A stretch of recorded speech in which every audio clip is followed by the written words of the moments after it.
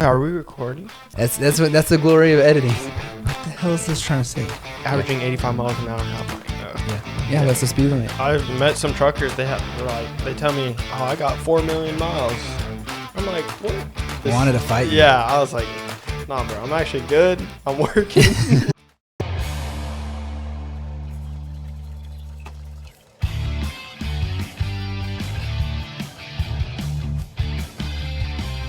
It was like $20 for this whole fit. Like even the shorts are Bucky's. Oh, the Bucky shorts. You got the whole Bucky's outfit. Yeah, but they're comfortable though.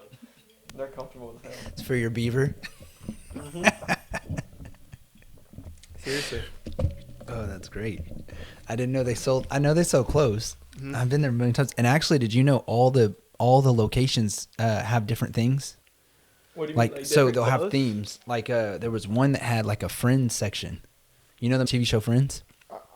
I do, but I never watched it. Yeah, but they have a whole section of the Friends. So like, and you can't find that in other Bucky's. Mm-hmm. However, I think they're changing more where all the stores are the same.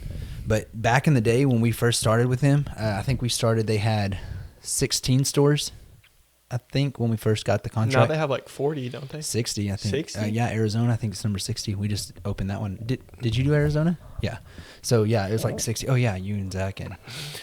That was hell. Is that when you bought that? Oh no, they weren't even open yet. No. What was the? They used to have a team that would go out to different boutiques and stuff, antique places and stuff, and they would shop and buy our stuff, and then they'd bring it there and sell it in the store. And so they had every store was set up different, which was cool. I mean, it was like it was a different environment every time you go. Now when you go to them, it's kind of like you know what to expect when you go in there. Mm-hmm. Wait, are we recording? Yeah, I started. Oh shit! Why not? It all is editable. If we don't like it, we can edit it. 100%, yeah. Cool. All right. Well, I'm Adam Thompson. This is Fuelish Behavior. Today's guest is Josh Beavers. He is a technician for MCS Petroleum. Yes, sir. He's gone on for what, about a year? Year and a half, yeah. Well, yeah, because this summer I think it'll be a year. It'll be a year this summer? Yeah. Like overall? Yeah. Because Josh has left and came back. Mm-hmm. And Yeah. So is that combined a year? Yeah, combined a year, yeah. Sweet. That's cool. I mean, I like to have the different variety. We're going to have different people here from different times. Andrew's been here. The longest almost, right? Yeah, because Hunter got hired on about a month after him. Yeah. And so other than me, my dad, and Jerry, and then Steven was Jerry Rios. So Jerry and then Rios. Oh, yeah. Wasn't Rios like one of the first people too? Yeah, he was the fourth. He's a family friend. My mom and his wife were friends, I don't know, they go way back. And then my dad was friends with Rios, and they introduced them, and that's how they ended up meeting. And so he's always had a good, strong work ethic. If you ever get a house and your AC goes out or electrical problems, you'll be calling him. Yeah. He's just good. He's good, and he shows up. And I know everything. Barry's he was a ex-carpenter, wasn't he? He did all kinds of stuff. Before he worked here, he did road shows. He went and set up booths at road shows. Yeah, and like stuff. carpenter Yeah. work, right? Yeah. Put stuff together or whatever. And so it's cool, the variety of people that came in here. That's the number one thing is I don't bring anybody in here that has experience in the gas industry. We like to teach them the way we want them to do it. And it just is cool. It's cool to kind of develop that. It is really cool. So today's episode is titled State of Emergency, Street Legends, and Pumping Up a Career. So this is our second shooting. I may actually play drops from the last one, even though the sound sucks so bad, just to kind of get some glimpses of what we talked about. Mm-hmm. But we're going to kind of hit this one in a different direction. That way we almost have like 6 segments. Yeah. But one of the things I want to kind of touch base on is just what it's like to work for MCS Petroleum, what brings people here, what is advice you could pass on to people. We're going to push this episode hard on the hiring side. Yeah. So bringing people in, kind 100%. of, yep. And so when you get input and advice from people that work here on what the do's and the don'ts and what you see and stuff, and don't hold back. I mean, if it's things, it's like, listen, I advise you not to come here, or if you do come here, do this, this, and this. Like that's the whole thing. Is my job in this company is to be there for the employee, where I've got the office doing I don't want to say the opposite, but there is to really strive for the company. Mm-hmm. And so when you get employees that clash with the company rules and stuff that we want to do, it causes this conflict. And so I'm kind of backing the employee to a certain extent. And then, of course, they're like, no, these are the rules. This is how we're going to do it. And when these two combine together, it makes it really nice. It makes the system operate functional. It does. All right, cool. So 3 segments, 3 topics within each segment. We're going to jump into the first segment. This one's titled 50 States, 50 Ways to Lose Your Mind. So we're touching base on a lot of the same ones, but we'll kind of add different things in there. I'm gonna go out in different manners. But this one's going to be about all the traveling you've done, different things you saw, and hear some of the stories that you deal with out there. Because once we tie all this together at the end of the company, and then of course it's the job itself, the people you work with, and then what the company has to offer you versus what you offer the company. All right, topic 1, Texas needs no introduction. This is stories so ridiculous that they sound fake. Mm-hmm. So we'll start off. We kind of talked about some, and actually since we did the last one, we have some new stories that I'm going to talk about. But any stories off the top of your head that you've got? I got a few stories of like just driving in Texas is crazy. Yeah. Like me and my coworker, we were driving on 35 and we were going to Oklahoma.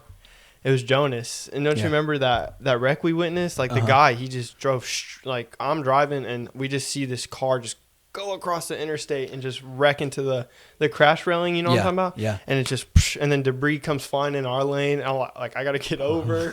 Just crazy stuff. Yeah. Yeah. I was, bro. And me and Jonas were like shocked for like 30 minutes. We were like, holy, because he could have just trying to get it together as you're still traveling. Yeah. And he could have like drove into us if he got through. You know what I mean? So it's just crazy. It changes the dynamic of how you think when you see something like that. It humbles you back to say, okay, this could happen at any point. Because it's easy to go flying through traffic and carefree or whatever. That's how people drive in Texas, though. Yeah. Yeah. I mean, we have a freeway that has an 85 mile an hour speed limit. I was literally on that this week. Yeah. Driving to closer to the Austin area, and our little GPS thing kept going off on me because I was going the speed limit. I was going 85, and it's slow down. Please slow down. Yeah. I'm like, all right. Well, the thing with our GPS is it reads off of, I guess there's a program, this universal program that all these GPSs read off of, and when they don't update certain things, it thinks that you're doing something different, even though I get those phone calls all the time. It's like, oh, I'm not speeding, or I didn't do this turn, like this, it's illegal, but this is saying that it's illegal. Mm-hmm, yeah. And so we know it's not perfect, and we definitely take that in consideration. No, yeah, it was like averaging. I got the text message. It was like averaging 85 miles an hour. I'm like, oh, yeah, okay. Yeah, that's the speed limit. Yeah, like I can't do nothing about that. Well, the semis that have it in there, they're like, their companies. Yeah, aren't they like governed? Yeah, they're like, hey, listen, you're not, if the speed limit's 80, we don't care, you're going 65. And they'll govern them. But we actually, Philip kind of brought that up as an issue. He's one of our technicians. I'm trying to get him on. He's a very shy kind of person. So, but I'm trying to get him on, but he was brought up a point on why is there so many rules and regulations in the company itself, not even what we do, the regulations we follow, but just the rules that we have within the company. And I had to explain to him, rules are made when people make ignorant decisions. That and just like do it too much. Yes. Or like right. Take advantage. That's what I mean. Yep. Well, if you're out there starting your own company and you wrecked your truck and you realize, oh man, that was my way of making money, you're going to be a little bit more cautious after you get it fixed. And sometimes when you get a job, you don't think of it in terms of that. You just think of it of this company can keep giving me a truck and I'm going to keep going out and working regardless how many wrecks I get into. And so it's the rules come into play when that happens. And so you expand out and you start looking at like the state or federal regulations, and that's why they have them in there.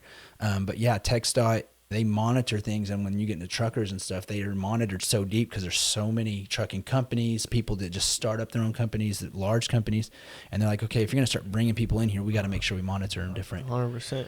Even their license, the CDL, and the stuff you got to do to keep up with those. I was going to say, I've met some truckers, they tell me, oh, I got 4 million miles. I'm like, what? Yeah. Yeah.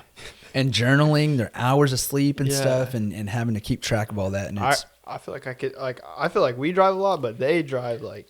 Oh yeah, I mean that's their job. Insane amount. Yeah, that's their whole job.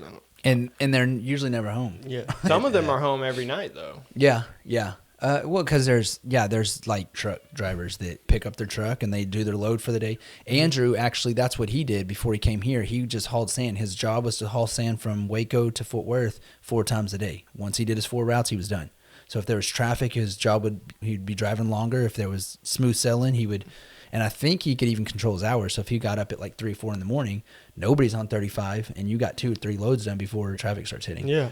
So yeah, there's day trips, there's weeks, months. Some people never go home. I've met a lot of the tankers or the people that drop fuel, and they usually are home every night. Yeah. Like most of them are usually home every night. Yeah.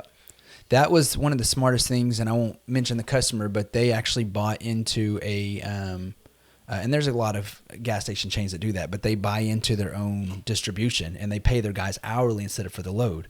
And so it changes the dynamic of what happens. If you're getting paid by the hour, you're just sitting there and you're going to drop every drop you can in there, versus if you're paid by the load, you may short drop them. And so they know, okay, it's going to be more expensive. Not to mention, we may not get the fuel that we want if we hire by the load. So let's hire by our own company, by our own truckers, and pay by the hour. Yeah, I know Quick Trip does that. Yeah. Yep. Y'all have Quick Trip. I say y'all used to work there, but yeah, Quick Trip has their own. Love's has their own. Buc-ee's has their own. There's so many different gas stations that have their own distributions. Actually, cool story with Love's. When the hurricane hit down in Houston, a lot of gas stations, all the distribution plants couldn't get fuel down there and stuff, and Love's was actually hauling for everybody. And they were shipping fuel down there and stuff. So they kept a lot of the gas station chains up and going down there. Texas changed regulations with red dye diesel. If you were driving in a semi or diesel and you have red dye, it's huge. That's it's a felony. Yeah, it's a big deal. But when hurricane hit and they were low on diesel and stuff, they nixed that rule and said, let's whatever you can get it down there. And we actually was doing a location, and we're sitting there dumping the fuel, and we see it's red, and they're like, this is a problem. They called us and said, hey, there's actually red diesel in this. And so that's how I found that out, is I made the phone call to the customer and said, hey, somebody messed up. And they said, no, up until this date, there's a parameters of dates that they can have that in there. Mm-hmm. So, yeah, it's just things in the gas station field that you don't realize if you're not in it. And especially people just customer buying gas, they don't really pay attention to it. Yeah, 100%. It's been a cool industry. I enjoyed it. No, it's awesome. All right, we're gonna go to topic number 2. This is called Texas. Hold my sweet tea. So everything is bigger in Texas, including the bad decisions. So we have a few stories on that. It's bad decisions that either you've made, somebody in the company's made, customers on site that had made. I know there's a story with you and some technicians were at a site, and a guy probably had some drink in him or something. I don't know what he was doing, but yeah, we were doing one of our customers. We were doing a job, and we had 8 cones out because we coned off 4 pumps, 2 per pump. And so he drives in, he pulls in where both of our trucks are, and you see all the cones. And I go out and I'm like, hey, there's a cone there. I say it loud so he can hear me. And I didn't know his window was down, but he hops out the car and he's just screaming all this nonsense. He's like, you trying to do something, bro? You got a problem, bro? Like, just all this. He wanted to fight you. Yeah, I was like, nah, bro, I'm actually good. I'm working. And what did the other technician say? The one that was with you. Devin was like, they didn't really do Donovan? No, it was Devin. Yeah. Who else? I think it was. I thought it was Donovan because he called the cops. Did he not? It was Elon and Devin. Oh, Elon. That's who I remember was there. I think it was either Solomon or. Okay. I think it was Solomon or someone else. I can't remember, but it was 4 of us, and I think there was only like 3 of us there at the time. Yeah. Someone else was gone or doing another store, but. Yeah, and they just sat there and watched. Honestly, I thought somebody called the cops and got his license plate number and stuff. Oh no, that was it was me and Donovan. That was another time. Yeah, and me and Donovan, we were side by side. He was doing one pump, I was doing one, and this car pulls up. Him and his wife, they're hammered, and he walks up to Donovan up in his face, I'm this close, and he's like, saying, like, Donovan couldn't even understand him. Yeah. And then they get in their car and then drive away, and Donovan gets their license plate number, calls the police, makes a police report, and I'm pretty sure the police caught him. Yeah. So that's smart. Yeah. That's smart. That's the way you handle that, because people want to get the last little jab at you, and you can do it in the most non-aggressive way, and know that it got taken care of. That happened to my dad one time on site, and this lady was walking by, and I forgot what all happened. I think she was mad that he is blocking off pumps working and going off on him, and he's like, I'm just doing my job, and she did not like that, and needless to say, she spit on him. Yeah, that's insane. I actually have another story. It was Devin, not to throw him under the bus, but we were in I think it was Indiana or Illinois, and it snowed really bad, and we were at a job, and the dumps, they were on a concrete pad, like by the diesel ones. Yeah. And there was a hill, and it went into a lake, and there's like, it's like steep, like maybe like 10 feet, 20 feet deep. Yeah. And he was backing up, and the back tires get loose. Yeah. Yeah. Did it drag him in? Yeah. No, it almost did. Like he almost fell in, but me and Evan, we were like pushing him up, and like we were just like step him or the truck. He was in the truck, but the truck almost fell in. Yeah. Yeah. We were like pushing over. It was insane. Not throw him. Y'all got it out though. Yeah, we got him out, but we were like, holy, because at first I was just sitting there laughing, like not thinking anything was gonna happen. But but the more Evan was like, "Come on, bro, help me push," and I was like, "All right." And then we just got him up. Yeah. But that would have been a crazy phone call. It's stuff like that. I mean, we deal with a lot of these phone calls or whatever. And I tell the story about when Mikey got stuck in the sand on the beach. And it was like, I tell everybody, I'll pay for the hotel when y'all are not working, but the trucks stay put. You can take Uber or however you want to get there, because we talk about rules that have to be made after the fact.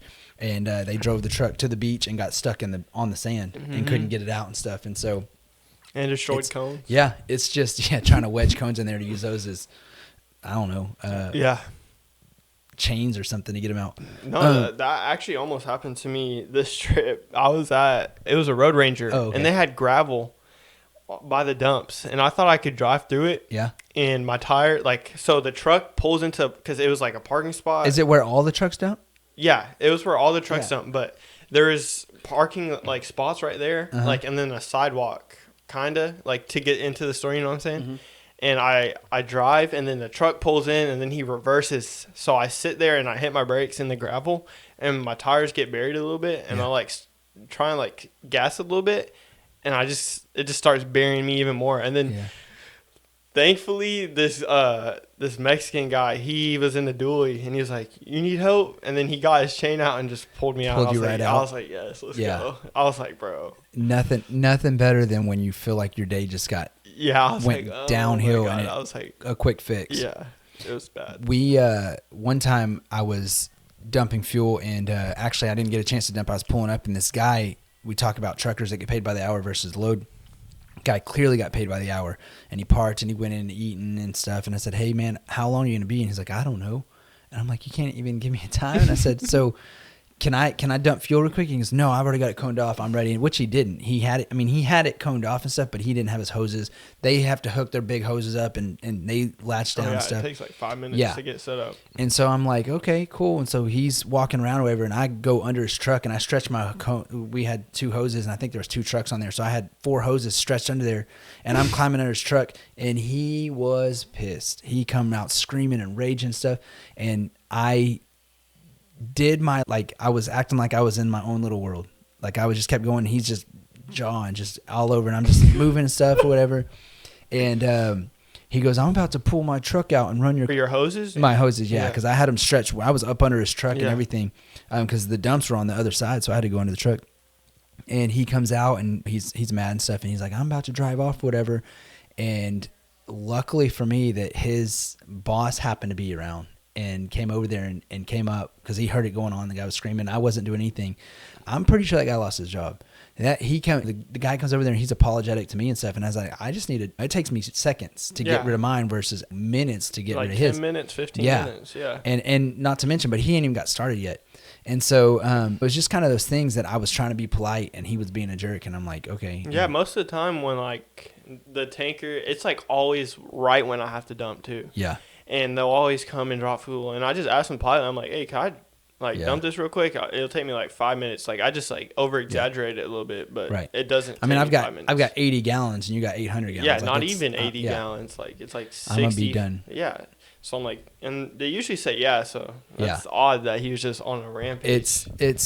Bro, that's the truckers. The truckers are just assholes. That's the truckers, man. Sometimes you get them that just. Me and Andrew had a whole segment on this. It's just because of the fact, and you don't take this consideration, but they are working too, and so they're just as sour as you are sometimes on the days that you're there that just nothing goes right or whatever. And so that's why I always tell the guys, just take the day for what it is, take the people around you for what they are, and go about it.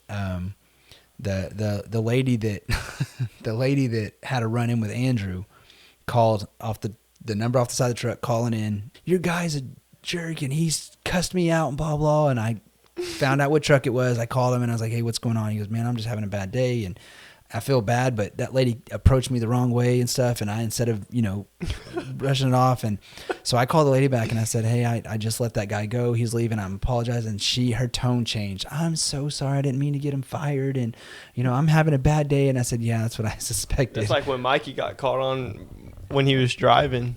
Which time? The one where those two ladies were like, he tried to kill me. You know what I'm talking about? Mm-hmm. That one. And then, I've had a few customers. It was actually in Illinois or Indiana. One of those, like it was up north.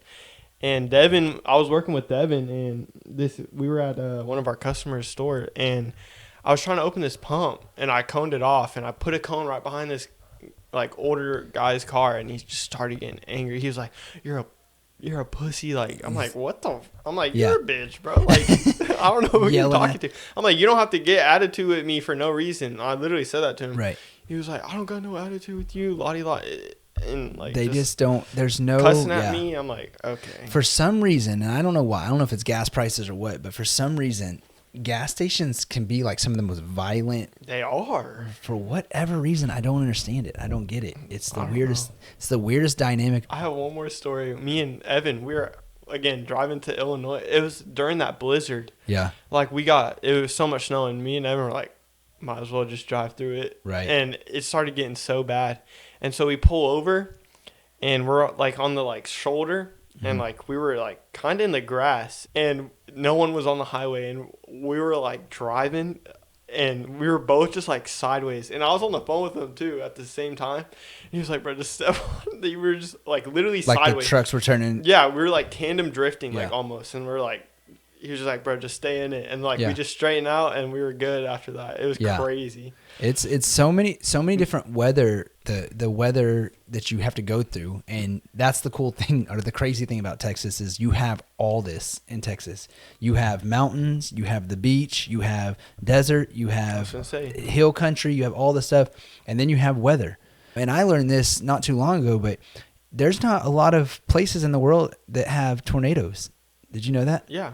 And so like there's things that they have that we don't have, but it just was crazy to me that, we have the tornadoes. We've had the blizzards, what we call blizzards, the freezing rain and stuff. Yeah. Not near as what they're having there with 10-foot snow drifts and stuff. Yeah, like I don't know. It's 6 feet of snow, like flooding, earthquakes. I'm not too sure about the earthquakes. You hear about them and stuff, and I've never personally felt one, but there was a whole time with fracking that they kept talking about them happening all the time. And so I've never personally felt one. Have you ever felt an earthquake? Yeah. No, and never. Being traveling and stuff. But they just had all those earthquakes up in Japan and on, I guess, the California side, and Venezuela's going through them and stuff. So the tsunamis, everything. Yeah, it's crazy.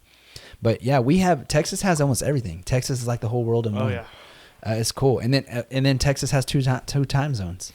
Mm-hmm. Yeah, you can drive 10 hours and still be in Texas. Yeah. So. And then you're showing up there. It's 8:00. You go over just a second, and now it's 7:00.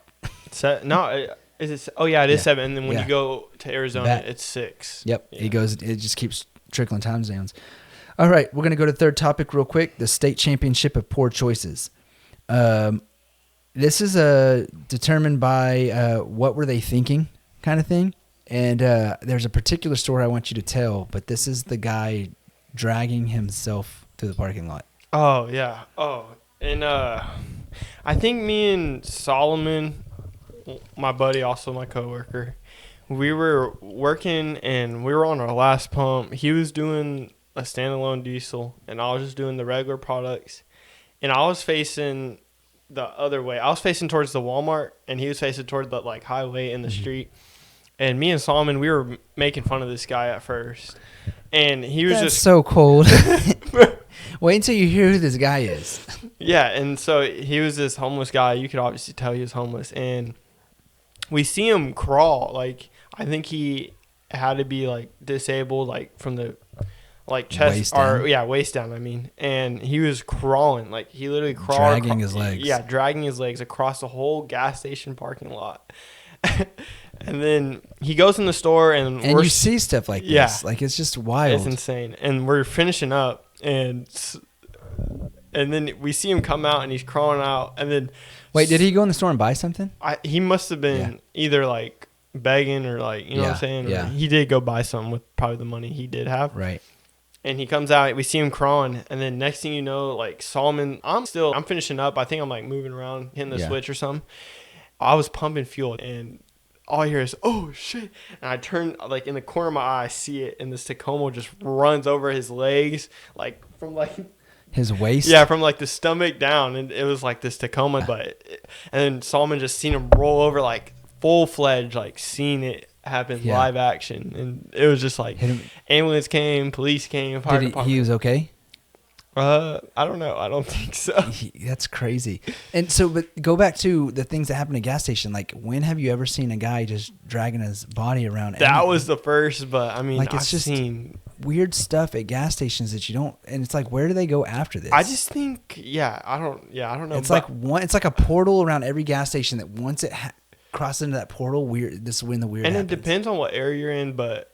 Also, I just think gas stations, they have a lot of traffic. Yeah. So it's like, okay, for a beggar or like a homeless person, it's easy access to just ask people for things. So I think that's the main reason why. I had a guy, I don't know what his intent was, but I pissed him off. And I did nothing more than I was getting gas at a gas station. He walked up to me and was like, hey man. And I didn't even let him finish it. I was like, I ain't got no money.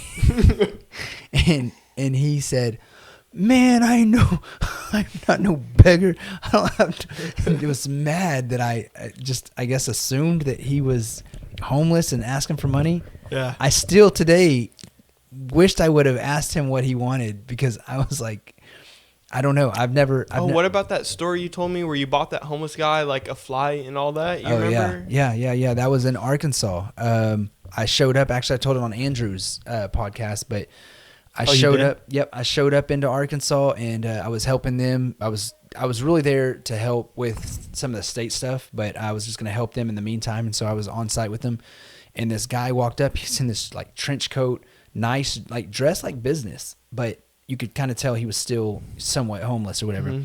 And he's walking by, and all he asked was, "Hey, do you know where Georgia is?" And we're in Arkansas, and I'm like, dude, you're a long way from Georgia. Like it's a long walk. And I think I had just got there within an hour. And so I flew into Arkansas, Ubered to the gas station, was going to ride around with them until I had to go back. And so I had just got there and saw this guy, and something to me was like, hey man, what's your story? I just kind of hearing like, what are you trying to get to Georgia for? And he's like, man, I'm just in a bad way, and my son lives there, and I lost custody of him. And so he called me, and he was like, I don't know, 17 years old or something. He's like, he called me one day, and I just hit me that I want to get my life together. And so I'm just trying to get to them, and my mom lives there. That's where he's at. And I'm like, oh really? And stuff. And he smelt like piss and whiskey. like, I mean, this guy just must like travel and get drunk and pee on himself. Yeah. That's all I can, but he's dressed nice. And I'm like, well, okay. I was like, you know what? I got a couple bucks. I was like, when's the last time you ate? And he's like, it's, you know, I'm hungry. And I was like, all right, well, there's a McDonald's right next door. I said, here, you know, here's like $15. Go over there and eat up or whatever. And he starts walking away, and something is just screaming at me, like, talk to him more. I don't know. It was weird. They have these moments that we're like, feel like we're guided to do something or whatever. So I asked him, I said, what are you trying to do? What's your goal? And he goes, I'm just trying to get to Georgia. And I said, all right, I'll tell you what, I'm going to buy you a flight, And I get online, I look at them, and they're like $110. I mean, cheap from Arkansas to Georgia. And I was like, and I'll get you a flight. And I said, do you have a license? And so he gives me everything right there. And I'm sitting there booking his flight. And I said, get to the airport? And he's like, I don't even know where the airport's at. And he goes, I'm trying to get to Georgia and I can't even get across the street. I need help. And I was like, all right, I'll book you an Uber. So I call an Uber and get in there. And as we're going there, and he's like, listen, I've never flown a day in my life. And so I'm like, okay, this was the God moment. This was the moment that I think that was all happening. And I was like, hey, here's the epitome of what you're doing in life, right? So I said, I feel like, to me, as long as you work hard, it may not work out the way you want it to, but as long as you're working hard and you're putting in the work, things will work itself out. And so I said, listen, all you need to do is, and actually we were in Arkansas, so we had printers and stuff. So I booked everything, and I had Hunter printed out, and he brought over. So he had his boarding pass, he had his ID. I said, hold these in your hand. I'm going to get you the Uber. She's going to drop you off at your gate. Like I've already filled in, when you order Uber, you have to fill in the areas. So I said, I've done all that. All you have to do is get in the Uber, and they're going to drop you off at the gate. That's all you need to do. And I said, once you get in there, walk in and show them your ID and your boarding pass. They'll guide you. Like this is kind of the thing. This is what prayer is. You ask for it, and it may not give you the answer that you want, but it's going to be a guidance, the street view, the way that you're supposed to go. And you just gotta, even though you don't trust it, understand that it's something's telling you to do stuff. And so I said, go in there and show this. They'll get in there. They'll get you on your flight there. And then once you're in Georgia, call whoever you got to call. You do whatever you got to do or whatever. And he said, oh, man, thank you so much. And the Uber was pulling up about that time or whatever. He goes, can I get your number? I want to call you and thank you someday. And I said, if it's meant to be, we'll run into each other. So that'll be maybe another podcast one day. This guy runs in. I can see how he's doing. Bro, I have another story. Evan told me about it. And he said he was in Houston like one year, and he saw these homeless people just fighting over crack, like literally like throwing hands. And he was like, they said that he was like, that's my crack. He was like saying all this, and I was just dying at that shit. It was so funny. The weirdest stuff happens. We were in Houston, and I was doing a site, and I saw this guy come by on a bicycle. He was walking it. Probably about 15 minutes later, come by a different bike, walk past, come by like I saw him 6 different bikes. Like this is what this guy did, was go around and get bikes. I don't know where he's keeping them, but he was just going around. He was just taking bikes and stuff. My dad watched 2 guys get in a fist fight over a beer, and then the guy went in and bought him a beer after they fought. So it's just weird stuff. Solomon actually brought him up. He actually called this week and called Steven and said, hey, I'm not going to be able to get this job done. And he said, what's going on? He goes, I'm terrified of this site. He said that he was watching drug deals and fights and all kinds of stuff. He said, I'm not getting out of this truck. Actually? And Steve said, yeah, pack it up and go on to the next one. Philip then went back to that site and goes, hey, I'm at that site that Solomon said was pretty rough. And he said, it's pretty rough. I'm pretty sure I know where it's at in Where Houston. were they? Oh, they were in Houston? Houston, yeah. Oh, God. And I'm pretty sure it's probably the same area that we saw all the stuff that we saw. Mm-hmm. Yeah, it's there's some rough sides of Houston. Even then, that's not even the roughest parts of like Detroit and stuff, like the different parts of the United States. Yeah. So we haven't even got to Michigan, have we? Nope. They're wanting us to go there. Luckily, their restrictions are a little tighter, so we're having to jump through a lot of hoops to get there. But I think that's a God. Isn't Andrew in Utah? Yeah, he's going to Utah this week. That's the first person in Utah. He's right? going to, yeah. And actually, the jobs we're doing in Utah are all up in Salt Lake City. So if you've ever looked up Salt Lake City, I told him, send pictures out the wazoo. That's where Amanda, my wife, she wants to retire there. She's like obsessed with Utah. We've never been. She's only watched Utah, Montana, and Idaho. Those 3 states are like so beautiful. I've seen pictures and I want to go so bad. TikToks and all kinds of stuff. Yeah, he's lucky. Yeah. So and Mikey's pissed because Mikey's the one that's like, send me to Utah, and then we finally pick up Utah, and then Andrew's going. Bro, I want to go too, bro. What the hell? He was so mad. Well, so one of our customers just gave us the 22 states, and one of those is Utah. Is there a lot in Utah? Yeah, I think there's like 40 sites or something. Oh, so everybody will get a turn to go up there and stuff and just embrace it when you go. Mm-hmm. Enjoy it. Hopefully the weather's going to be beautiful. Oh, yeah. So, all right, we're going to hop into segment 2. This is Street Smarts and Sidewalk Legends. We may kind of bypass this a little bit because we talked about a lot of the homeless people that we've dealt with, and a lot of this goes on there. But topic 1 is a CEO of the corner. People asking for money, business plans better than most startups. So basically, this is going to be your homeless people that talk to you or have the conversations. With this, I don't know if you've had this experience yet, but there are homeless people that'll follow you around site and they'll help you. They will literally help you work. I wish. Because they're the long game. They're the long game. They're not the guy that comes up and says, "Can I have $1?" They're the guy that's going to be like, "I helped you this whole time. What are you going to do? What are you going to do for me, man?" Nah. I mean, I kind of had something like that. This guy, he kept coming up to me and he's like, I was dumping fuel and he's like, "You got like food? You got money for like food or like a drink or anything?" And he kept listing off things. So I was like, "I got an energy drink for you." And he was like, "All right, I'll take that." He got super happy. He was like, "Yeah, I'll take an energy drink." And then later, I'm still dumping fuel. He comes back. He was like, "Can I use your phone so I can call a ride?" I was like, "Nah." Nope. I was you like, use the gas station phone? Yeah. I was like, I said, I made up some lie. I was like, "I only got my work phone, and like, I'm not willing to give you that." Yeah. So. Yeah. Well, I was on a site and it was in Fort Worth or Dallas, I think, and it was not the most crazy area, but it was an area that I was like, what is happening here? But I'm sitting there and it's on like a Sunday morning.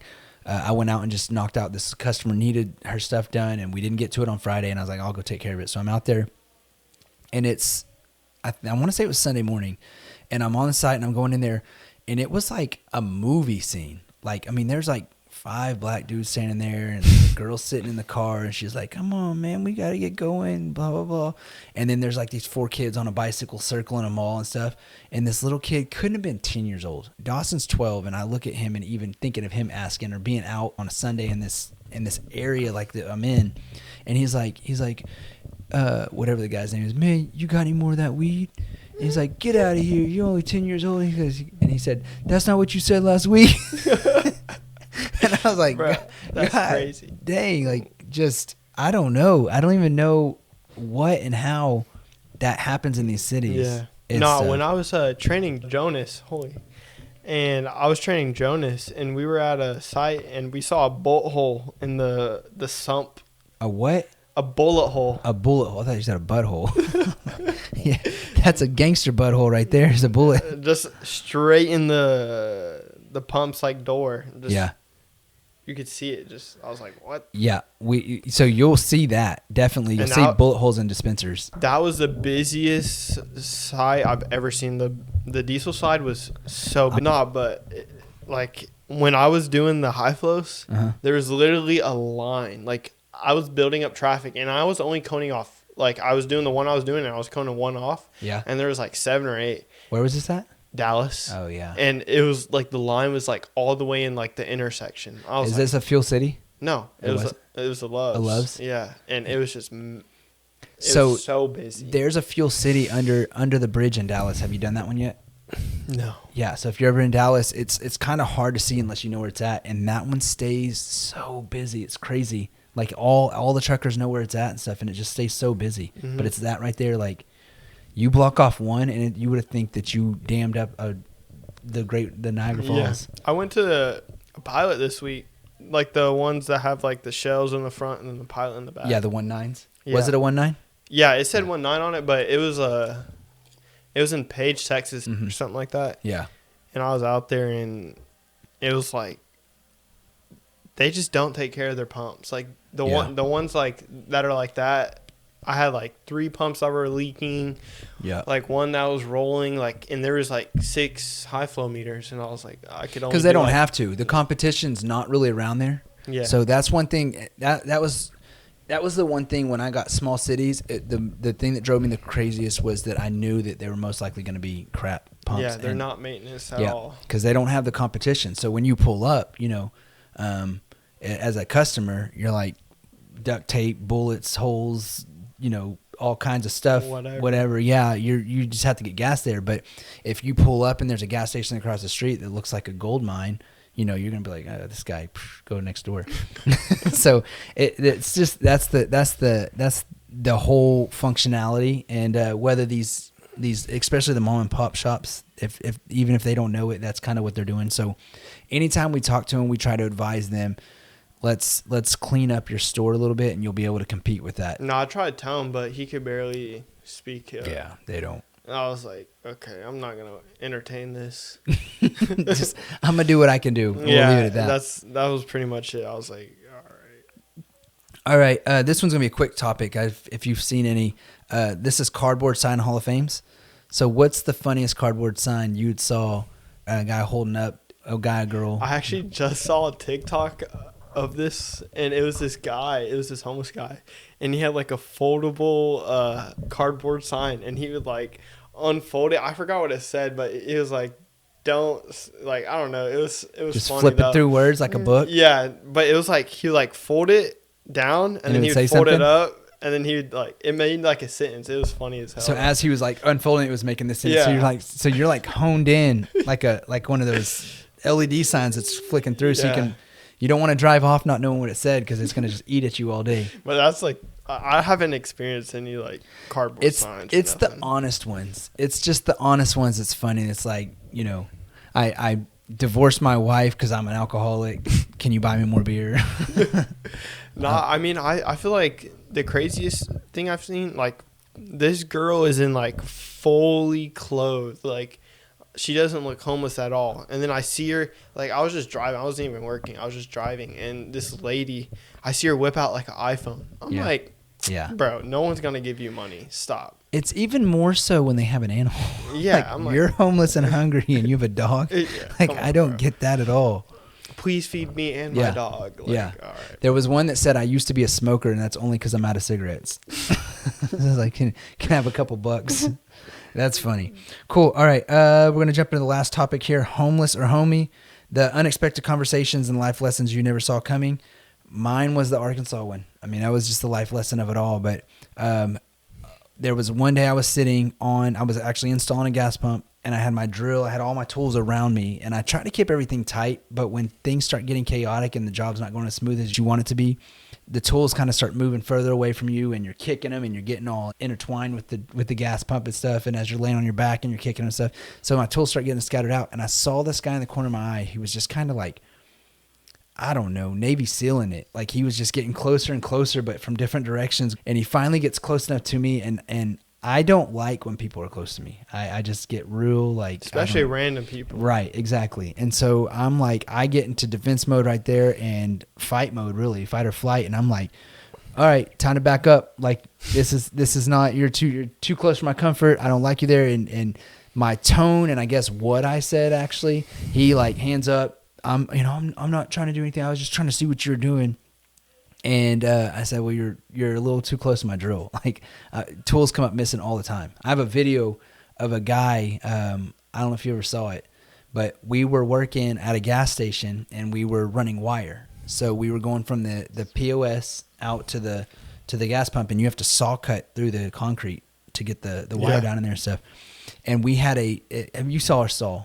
Big old, it's like a big motor with the big blade on the end of it. It's a big saw cut. It's probably... Oh, yeah. I know what you're talking about. So we had one of those, and we're out there, and we're cutting in the ground and stuff, and we're running a wire, and we had it sitting...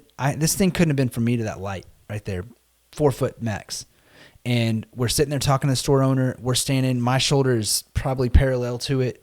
And this guy, after seeing it, I see exactly what happened, but this guy kind of walks up.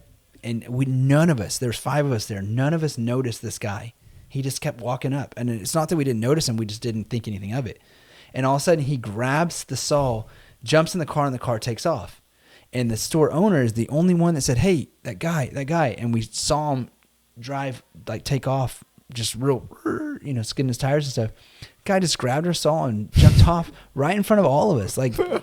No, and so that's crazy. We call the cops. I'm pissed. I jump in my truck. I'm chasing him down. they no license plate, nothing. And I'm like, I'm so mad. I want to put this guy in the corner. Like I was ready to just ram him. I was so mad. Were you in a work truck or your truck? No, I was in I had a Chevy 2500 at this point, and it had a lift kit and big wheels and stuff. And was that your truck before this one? Yeah. And so I wasn't keeping up with this car. I mean, I would get close to him, and then he would turn the stop sign, and I'd have to slow down, turn the stop sign. Like, they were going through the neighborhood, which I shouldn't have, probably should have just let it go. And so I ended up turning off, going back to the gas station. By the time I got there, the cops were there, and we go and look at the camera, and I've got a video. I put it on our Facebook to see if anybody recognized the car. Yeah. But, I mean, it does. You see the guy walk right between all of us. I mean, in the camera, it looks like he's walking, like, through us and grabs us all and runs off, and none of us saw it. It was crazy. It blows my mind even today talking about it. But as we're sitting in there, talking to the cops and stuff, this guy walks into the store, and he's like looking around, and the owner, I guess he knows his customer base, right? And he said, "Can I help you?" And the guy goes, "Oh no, I'm just looking around." Like, who goes into a gas station and just does like that? And he goes, "Oh, but what happened?"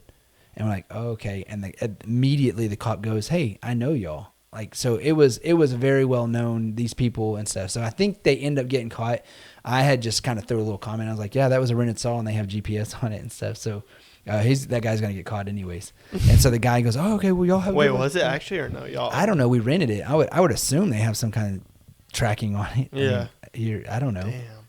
Yeah, it was an ordeal. But what blew my mind was the fact that he just had the balls to walk between 5 guys, pick it up, and none of us saw it. Like, most people could have tackled him right there. I mean, tripped him something. They just really don't care. Yeah, dude. I mean, I think I've had a story like that, but I got assaulted when I worked at Quick Trip. So basically, I was working and I was about to leave. It was like 9:45, 9:50, and this guy walks in, like Colombian looking guy, I guess, and he walks in and he's like, "Y'all got any gift cards?" I was like, "Nah, we only got Quick Trip ones." I kind of said it like smart-assy. So maybe that was why. And then, like, I turned around and talked to my coworker. Hindsight, you're looking back and you're like, maybe I caused it. Yeah, maybe I did cause it. But and then I was talking to my coworker. I was like, "Bro, we only got Quick Trip gift cards." Like, yeah. I was making fun of him. And then he walks out the store. He's standing right behind you. He's like, "Guys, I'm right here." Yeah, pretty much. And he walks out, and then he's like, in the camera, I saw him. He was just literally like, he was like pacing around, like just like talking to himself, Mad. like doing some like, I don't even know if he was mad, just like some crackhead activities. And he walks back in when I'm buying energy drinks. I was about to head to the gym, and he walks in as soon as I'm doing that, and then he just freaking swings at me. And then I don't think he made contact with me because my bruise was on my left side, and he swung on me on the right side. So I think what happened was he just missed, and my head went into the metal part on the register. They have display and like you turned and hit it. No, I think he just fell. No, I didn't fall. He just I think the force he put behind it, he just pushed my head into the metal thing. Yeah. And then he hit me, and then. So he like big faced you. He like grabbed you and like kind of shoved you. No, like, he didn't hit me with his hand. Like I think it was a close fist. Like he hooked. Yeah. And like I think his like forearm or something pushed me into the metal, and then I back up and I post up to him because like, you know what I'm saying, fight or flight. Like if you get in a situation like that, you got to stand up for yourself. Right. Or you're gonna get killed or in a whatever. Gas station, you never know. Exactly. And I post up to him, and the floor just got mopped. And we both swing at each other at the same time. He made contact. I think I made contact. And he fall on the ground. And then my managers were like, stop. My phone fell out of my pocket. And then as soon as he got up, he picked it up, ran outside, and then just dropped it right out in front of the door. And I was just this ain't my phone. Yeah. This ain't my face on my phone. Yeah. And then he just dropped it. And yeah, it was insane. Like I had a big ass whelp on my face. Did they send you home, or what did they do? The rest of the I was just clocked. I was already clocked out. That was the thing. It was after I clocked out. But Quick Trip has a very strict policy. Like if you like fighting their customers. Yeah, if you get like in any altercation, you're fired. Like if you chase after someone that steals, you're fired. Like it's anything like that. So. Luckily, the supervisor's like, if you did anything else, like, you would have got fired. And I was like, okay. You did just enough to not do anything? I was like, all right, bet. That's nice. That's the thing that I tell all the guys here is be on your guard. No, that's what I learned. Like, anytime I go to, like, area I think is like sketchy or like It doesn't. It's a gas station. Yeah. It doesn't matter the nicest or the worst. I mean, you could be in the nicest neighborhood everywhere, and you're gonna have that guy like walk up. being It's like, South Lake. you want to buy this gold watch, and you don't know their intent. Like the Mhm. intent could be just to use that just to get close to you and then rob you. You know, Yeah. like you're a second away from a gun or a knife. Which, thank God, knock on wood, nobody's had to deal with that. But I mean, if you've ever been robbed, it's not a fun thing. It's one of those moments that you react instinctively or you react out of fear, and I hope that none of y'all have to deal with that. But it's not a fun ordeal. We'll go ahead and get into segment 3. You got something to say? No, I have one more story. It's a quick one, but we were in Houston. It was me, Evan, Devin, and Mikey. But that was the time where Mikey had to leave to go on the lake with y'all. You remember that? Oh, when it was my mom's memorial. Yeah, exactly. And he left us, and we were at a site, and this guy came up to all 3 of us, and he was like, "You want to buy this Apple Watch?" I'm like, "No, bro, it's fake as hell." It's cardboard. Or like it was AirPods actually, Oh. and he's like, "You want to?" He came up to all of us. We were like, "Nah, brother." Yeah. And Evan told me that one time they got his ass, and he bought one of the fake AirPods, and I was Oh my like, "Bro, God. are you for real?" What in the hell? Right. Evan, come on, man. You're going to be watching this, Evan. Come on, man.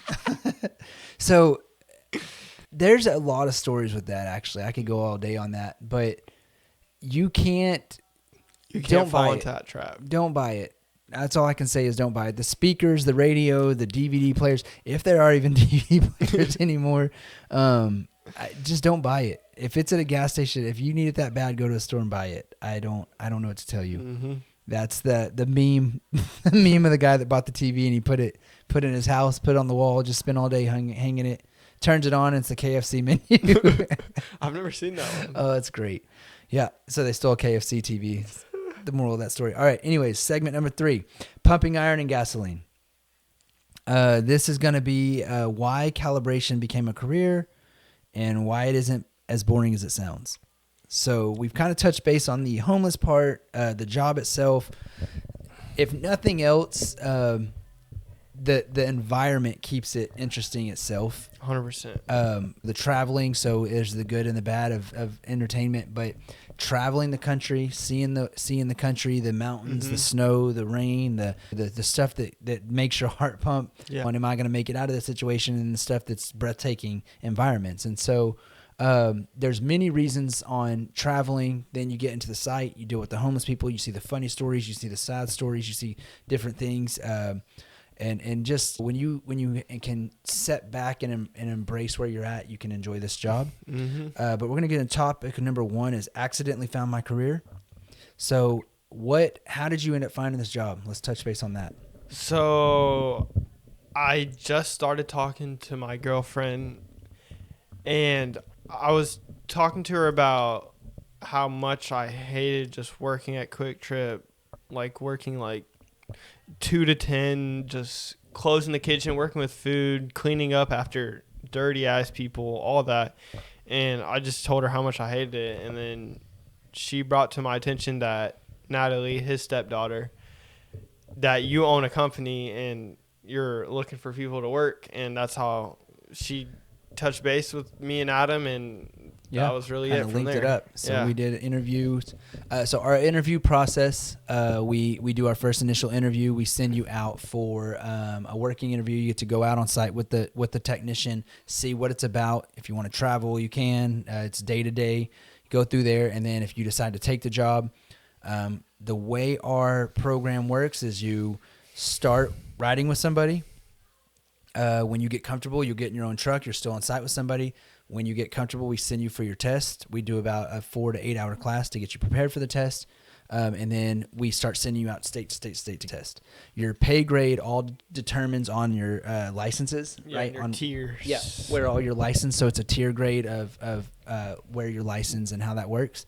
And then, of course, the benefits of the company, of the insurance and the pay time off and all the different things. Exactly. So what I want to say is, because you're 21, you'll be 22 in April. Yeah. Well, just yeah. turned Next 21. April. Yeah. Yeah. So what I want to say, because we have guys from, we talked about Brody, 18, 19, right? Yeah. Hunter, he was on the show. He was one of the youngest guys at one point. And then we have guys up in their 60s. So they stretch. And the funniest story is when the 60-year-old travels with the 19-year-old and they have to go to a hotel together. Oh yeah, I have Love those stories. I was with Daryl, Barry, and Rios, and they all It was just y'all four? Yes. What a weird. Bro, but that was like, I think that was at the time where I was like, I wasn't doing the greatest, and it was low key like a punishment at that point, because we were just doing service work, and they had to install like tap to pay on these pumps, and pretty much I was with them, and we were getting to the hotel. They all buy like 3 tall boys, all of them, and they all down them every night. And I'm sleeping with Daryl, and he's making these weird noises, and I'm like, what the fuck? Like, he's sleeping. I'm he like, makes weird noises when he's awake. I know. And then when he's sleeping too, I'm like, I was like, bro, come on. Yeah, but that was Daryl's got his and I'm sure he says them in his sleep on accident, but he's got his we have Hunterisms. Hunter that says his weird stuff. We've got Darylisms. Oh yeah, Daryl. Like, lovely. Daryl's lovely. How's your day? Daryl on here. Lovely. Yeah. I told him. I said, you're gonna come in here. You're gonna introduce, because Daryl is the hardest worker I've ever seen. Oh yeah. And he's, I think, in his 50s, and there's no stopping him. And he's the healthiest unhealthy person I've ever met in my life. It's the craziest thing, the way his mind works, and people like that drive me to let me know, hey, look, you can go as far as you want to go. That's what I was about to say. Like, just everyone in this company is like great. Yeah. You know what I mean? Like, I love everyone in this company. Everyone's cool. I get along with everyone pretty much. Yeah. And so there are people that butt heads, and that's why we do our like workmans, our groups, our little getaways. We go to Topgolf. We go and we do just different things. We actually, coolest thing was is before you were here, but we had a deal with the Rangers, and we got to go into one of the Rangers game during COVID, and their new stadium just had opened up. And so the one by the AT&T one? Yep, the new Ranger Stadium with the slide-in cover and stuff. Yeah. And they had just opened this new stadium, but it was COVID, so they had no fans. The first time they actually allowed all the fans in was during a rodeo, wasn't even during a baseball game. And they did these little things where they would let certain people go in. And we were probably one of 60 people in the whole stadium. And so it was the most eerie but coolest thing. We were watching this game. Nobody's in there. They had all the cardboard cutouts and stuff. And we were up in a suite, and we're sitting here watching the game. And it was a crowd noise. Like, they had to make it sound like people were there. So it was like you could just hear like crowd noise and stuff. And it's like just us sitting, eating and stuff and hanging out. Yeah. But the most ironic part of that was Amanda. I invited Amanda's brother, and he's one of those lucky, just everything goes his way. Alex was actually on here, and he's just the coolest guy you would ever meet. I was going to say, was it Alex? Yeah, the coolest guy you'd ever meet. And we're sitting there, and he's sitting there on his phone. I guess he was doing something, whatever. And we're, like I said, one of like 50 or 60 people in here. And the nearest people are like across the stadium. I mean, the 10-foot rule didn't even apply here because they were like 100 feet from us. And so we're all around there. And not only did we get a foul ball, right? So we're up in a suite. So the ball would have to make it up. I was going to say, that's a high. Yes. That's a high ball. And it would have to hit one of the 90 suites around there. And not only that, but it would have to hit his chair. It's like one and however many seats are in that place of a chance that this would happen. And he's sitting on the phone, the ball lands, hits him in the chest, and lands right there. He catches a foul ball. It's just that's awesome. Most insane stuff there. But that's awesome. We get to do these like group meets and everybody get together and stuff, and let everybody know that though your work ethic is not the same. And I say that loosely, that you may work from 4 a.m. to 4 p.m, and they may work from 8 a.m. or 10 a.m. to 10 p.m. It's 12-hour days, 12-hour day. That you are calling a day where they're just getting started. The way it still operates is that y'all don't see eye to eye on work, but you do see eye to eye on, hey, man, this guy's pretty cool when you're having a drink together, hitting golf balls or whatever.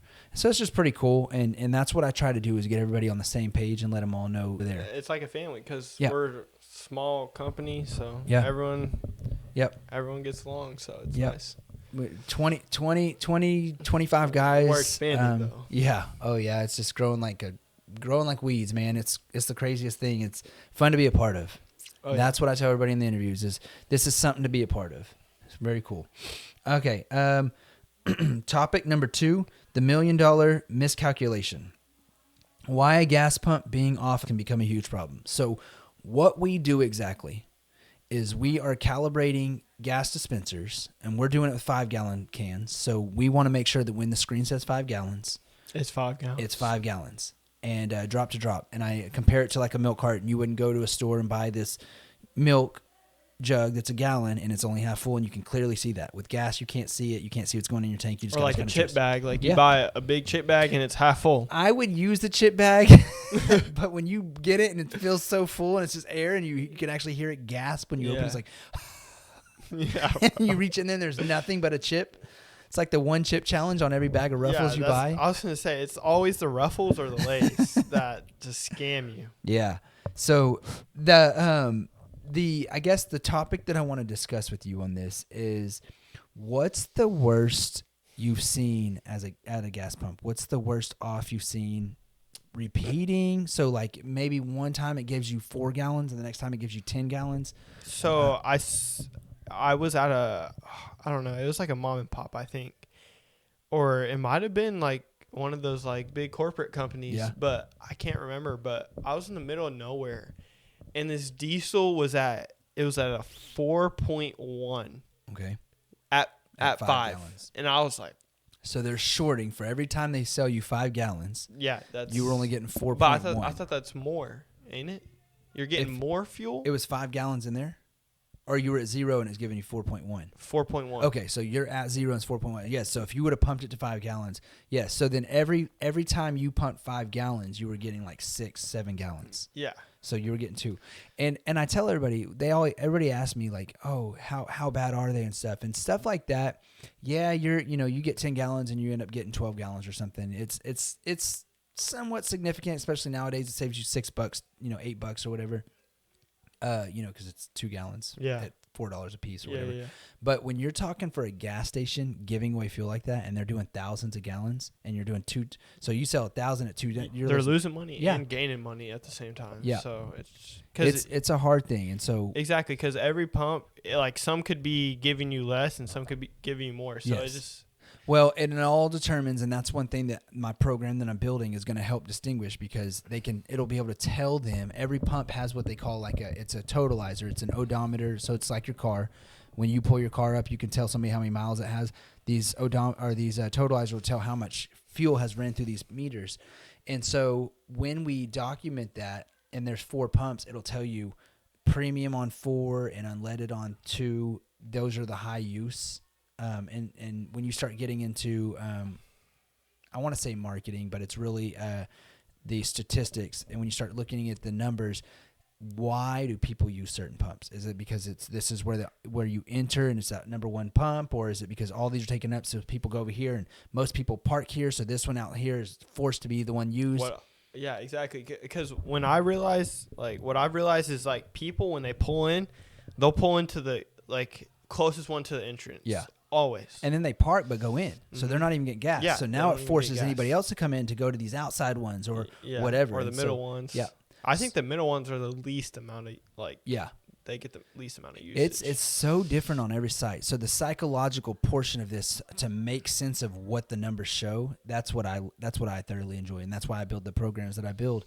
But when you start looking at that then dictates, is the pump off? Is it this? So you might find one that's way off, but it's a low use, versus one that's way off in the customer favor, or the customer favor, and they may lose in fuel. So we do this for a number of reasons, but primarily we do it to make sure they're staying in compliance with the state.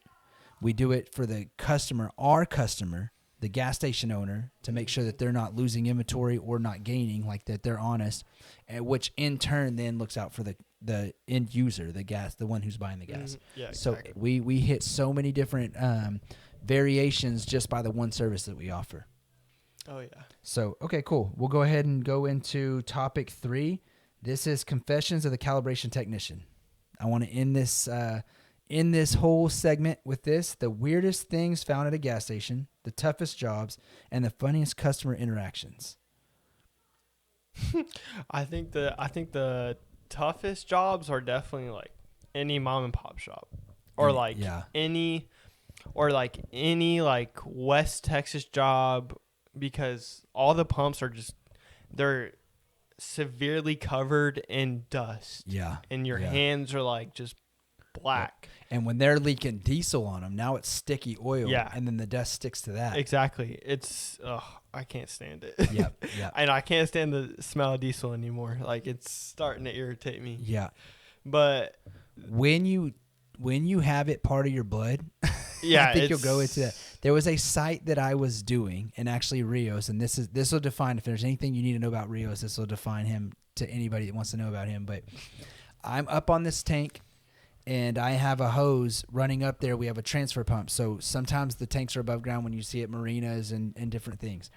And we use a transfer pump that we take it out of our truck, pump it up, and push it back into their tank. And so I'm up there, and there's only one spot that I see that I can put it in there. So I put it down this hose, this tube, but what's in there is a check valve. It only lets fuel go outwards, not inwards, and I didn't know that the way it was functioning. It shouldn't have been that way. Somebody did it wrong.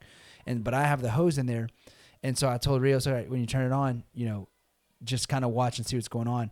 And he starts the motor, the transfer pump, and he turns his back. And as he turns his back, it's blowing up, and this fuel goes in and immediately back out. And I'm like holding it, and it goes in my mouth, up my nose, in my eyes. Like if you ever like swam or like had like a waterfall or something hit your eyes, and you can feel the water go under your eyelids and it hurts. The diesel was doing that. So it was all over. And I finally am able to put my hand over, and I'm like, it's blocking it somewhat, and I'm screaming at Rios, and it's going in my mouth, and I'm screaming at him, and he's like turned back looking at him. When he finally realizes what's going on, what I call this, I call it the Rios cartoon, because it's exactly what you would see in a cartoon when he freaks out. He runs back and forth before he does anything. It's like he has to do laps before he does anything. And so he's back and forth, and I'm like screaming at him, Rios. And he finally, and all he had to do was hit a switch. Yeah, but he took a good while doing his circles and stuff before he went and turned the switch off. And I was dripping with not just diesel, but red dye diesel. So there's this additive to it to make it red. Yeah. And for the farm vehicles. It's kind of like death. It irritates your skin and stuff. Yeah. And it was under my eyelids. It was in my nose. And that's what I've realized. Diesel actually does irritate your skin. Yeah. Like, especially doing, like, now that I'm just able to do high flows, like, by myself and all that. Mm-hmm. Oh, my.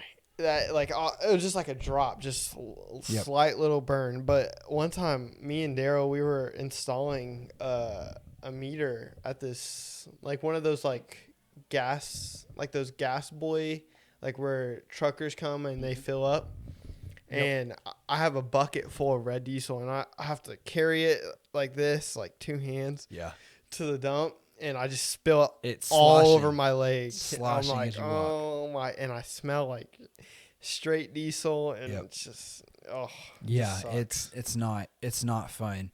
It definitely is one of those things that you don't want to have to deal with. But when you do, you have to embrace it. Yeah. And then one time, me and Donovan, we were just the craziest thing I've seen, like calibrating.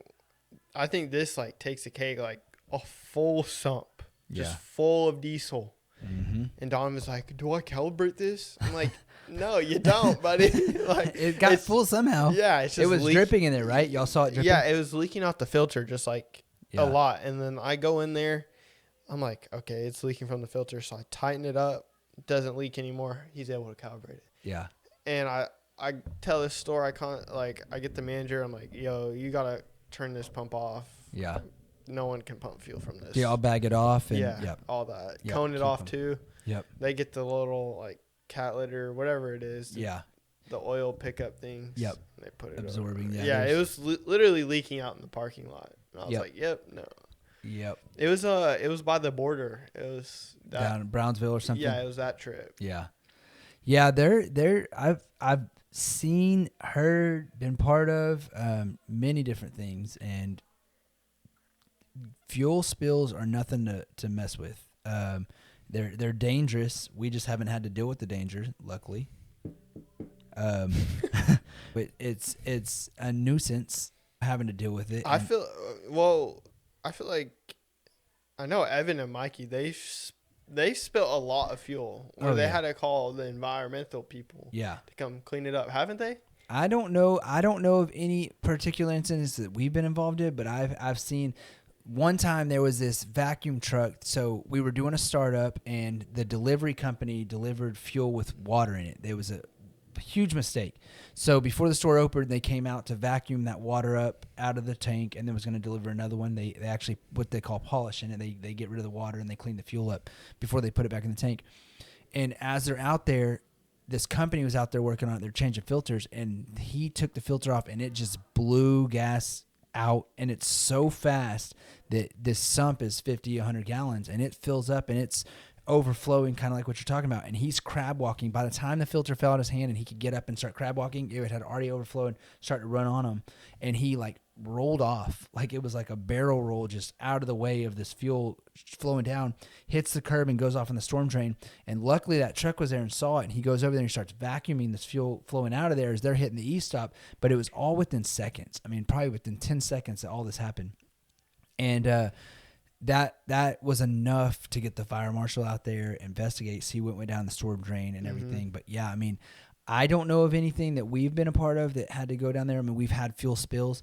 Nothing. I mean, a fuel spill can look way worse. Extreme, yeah. It could look way worse than it is. I mean, you drop a cup of water and you know, you're talking 12 ounces, whatever. But when it hits and splashes, it looks like a 5-gallon bucket spilt everywhere. So sometimes it looks worse than what it is. Yeah. But sometimes it is worse. I remember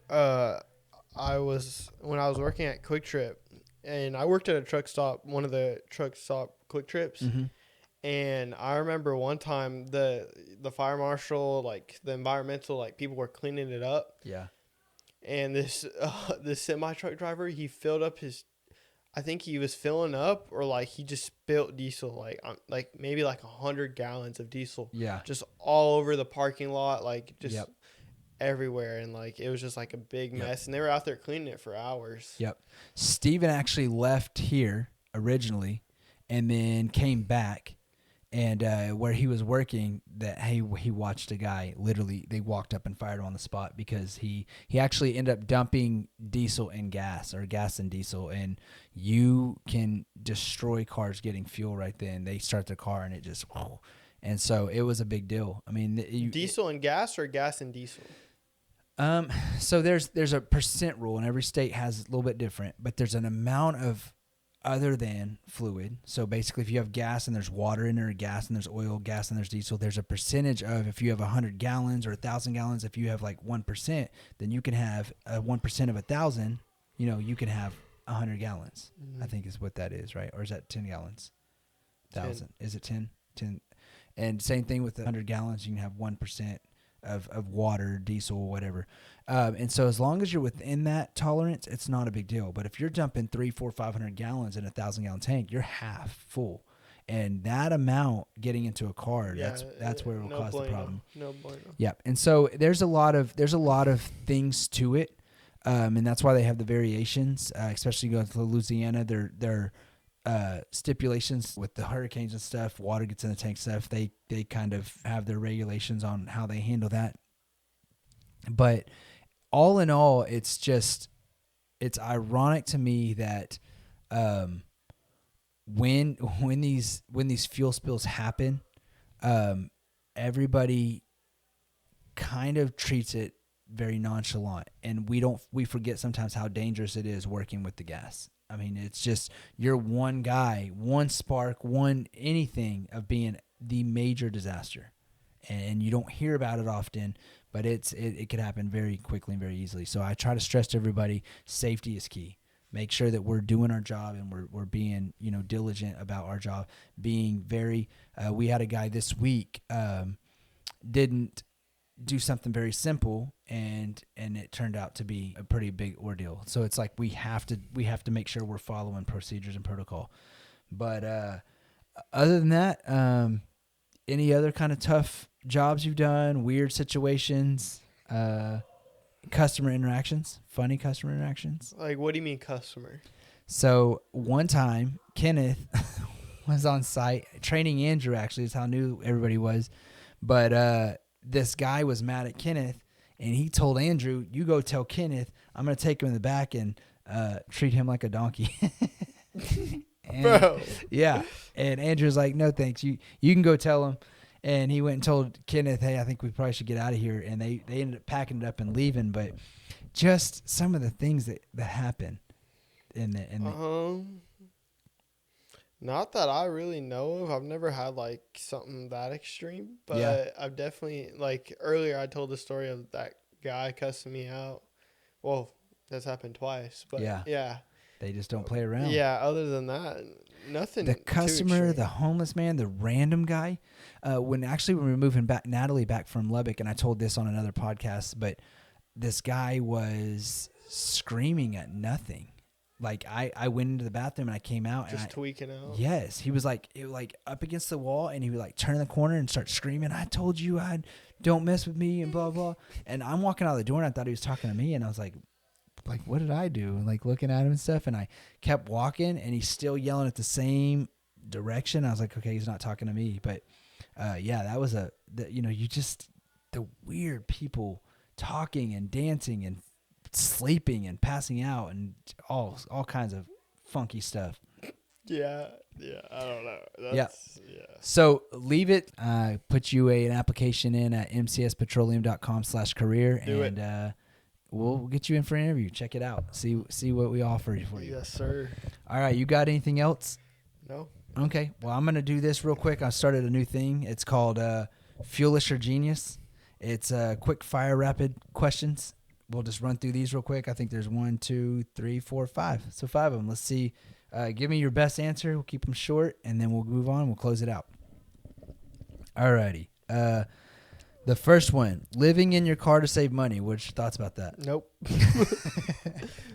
Nope. I've lived in my car, and it wasn't to save money. It was forcibly, and I don't recommend it. If you don't have to, don't do it. Don't do it. Buying lottery tickets with your gas rewards points. Again, no.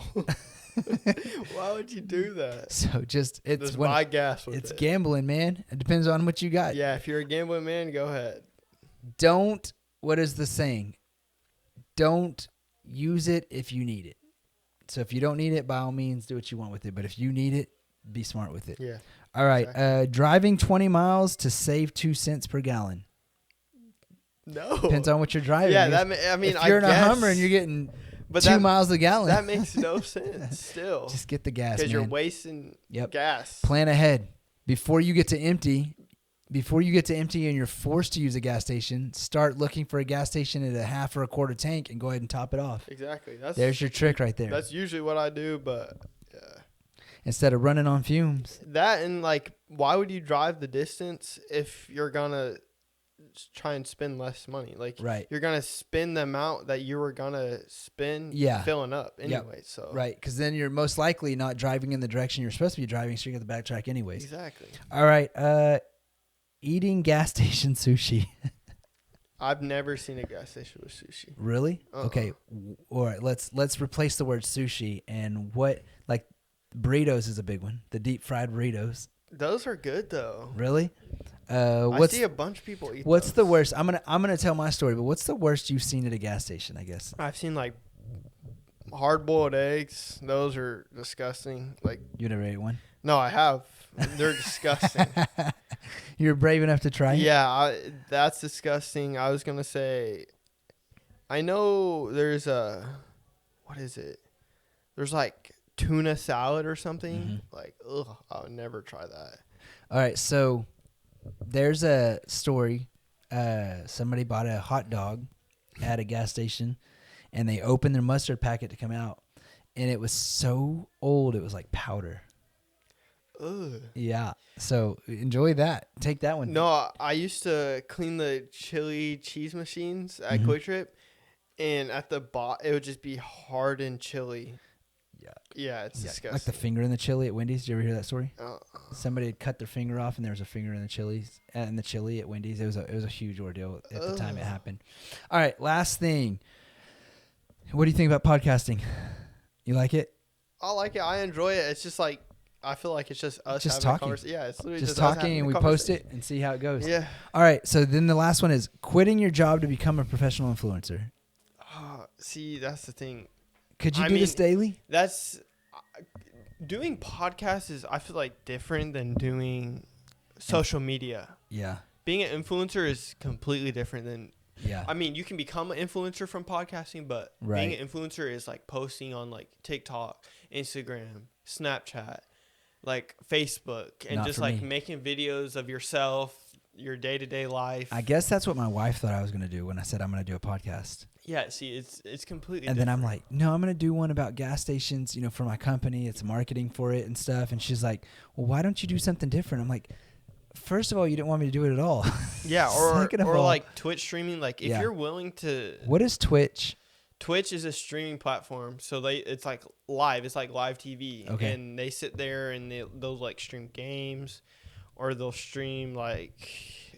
Now the trend is like streaming their everyday life. Like, they'll go walk in the city and stream like them just walking around, talking to their chatters or whatever you want to call them.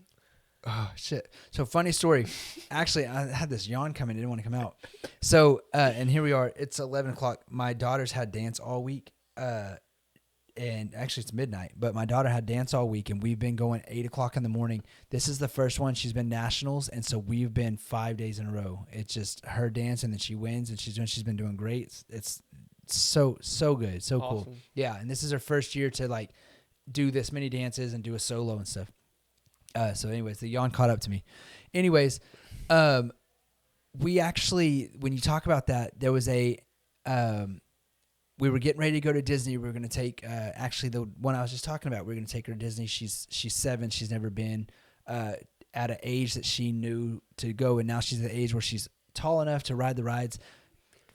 She loves the roller coasters. So anyways, since we were going there, I started following on like TikTok stuff, these live people that go in, they film all these rides and stuff. Yeah. And there was this one guy, I didn't even mean to follow him. He was talking and was interested. His voice was like soothing or whatever. And I was like, man, guy's pretty cool. And so I was doing that. And sure enough, we ran into him at the thing. Actually, and so I went over there and he put me on his podcast and he like interviewed me on his podcast while we were there. You mean on his stream or whatever? Yeah, whatever. Yeah, whatever it was. Yeah, his stream there. And that happened to us too in Galveston. Me, Dawson, and Kobe and Nate Paisley all went to Galveston one time when we take Dawson home to Houston, which we talked about in Amanda's podcast, my wife's podcast. But we were taking him home, and the last week of the summer we get him, me and the kids will usually go down there and spend the weekend there, and then I take him home. Yeah. And we were on there as a Japanese live. Or whatever. Yeah. So I was in there talking to these Japanese people. Dude, it's when foreign people come over here and they look at Americans like we're celebrities, like it doesn't matter who you are, like you are a celebrity. Yeah, I seen there's these Germans, or I think they're from the United Kingdom, not German, and they were talking about Texas is hot as hell. Like, I'm not used to this from the UK, and they're like, but I've been staying hydrated with beer. Yeah. Dude, I was cracking up, bro. With the World Cup here, it's been wild because you're seeing, like, you're hearing and seeing stories and stuff. So many people. And we take advantage of the United States. Sometimes it gets hard to love the country for the things that's going on here and stuff. Throughout the past, 10 years that or 16 years, I would say. Just the different variations of what the country's gone through and stuff. You're 21, so 16 years ago, you're growing through it, but you're at a time where you're going to probably start paying attention to it. I was your age and I didn't pay attention to it. No, I don't. It was about when I was, I don't know, 16 years, so late 20s, maybe mid 20s is when I started paying attention to it. People kind of got me more involved, and you see how it kind of affects your life day to day. I won't get into who or what and how or whatever, but we won't get into politics. But at the end of the day, it all affects how you have a business. It affects how you live life. Yes. And so does it matter? It does. Do you have influence over it? I don't know. The one thing I do know is when people come over here and they thoroughly think your country at its worst or at its best or whatever, where we may be in, it's still the greatest thing since sliced bread to them. Yeah, and I've seen people say like the Texas, like, we're so nice and like kind and like compared to like every other country, because like when we go to like other countries, they're rude as can be to us, and like we're like welcoming, kind, like we have hospitality, and they don't at all for us. So it's just like insane to see that. It makes you realize that we're all people, and we all have our own backgrounds, we all have our own stories, and I challenge everybody to just ask when you talk to a stranger, just ask their story. You may not like them, they may be a jerk. Somebody might spit in your face and be like, "Hey, tell me your story." Suck it up. Be a man. Be decent. Yeah, spit on me. It is. My dad actually called the police on that lady. Yeah. So and got her license plate and all that stuff. So back to the story that we talked about. That he ended up actually calling the police and that all got dealt with. But just get to know people. That's all I can say. You got anything else? It's midnight. No. You're probably tired. I'm tired. You just got back from Louisiana. Evan, you're next. Yeah. No, Texas, Austin. You got back from Austin? Why am I thinking Louisiana was 2 weeks ago. Yeah, 2 weeks ago. The last podcast we did that had no sound. Evan, you're next, buddy. Yep. Evan, he's calling you out. We got to get you in here, man. He actually was just on like a month trip. Yeah, I know. He's finishing up in Florida now. He went from Pennsylvania to Florida. From Texas to Pennsylvania. Well, Florida. Yeah, and then Florida. But he actually flew into, I think, Missouri and worked his way up to Pennsylvania, going through Ohio and stuff. Okay, and then flew back for like 3 or 4 days, and then flew back out, and then it's gone for the next 2 or 3 weeks, going down to Florida. He's a beast. He does a lot of driving. He puts some miles in. But when you're 20-something years old and you don't have a family and stuff, go get it while it gets good, is what my dad always told me. Perfect. All right. Well, this is Pretty Boy Josh Beavers, MCS Petroleum Technician. Hope y'all got some stuff on what it looks like to work at the company, the going out on site, the benefits of the company itself and all that. My name's Adam Thompson. This is Fuelish Behavior, sponsored by MCS Petroleum. If you got any questions, comments, or concerns, shoot us an email at podcast@mcspetroleum.com. And until next time, we'll see you then. Yes, sir. Y'all have a good night or day, whatever you are seeing.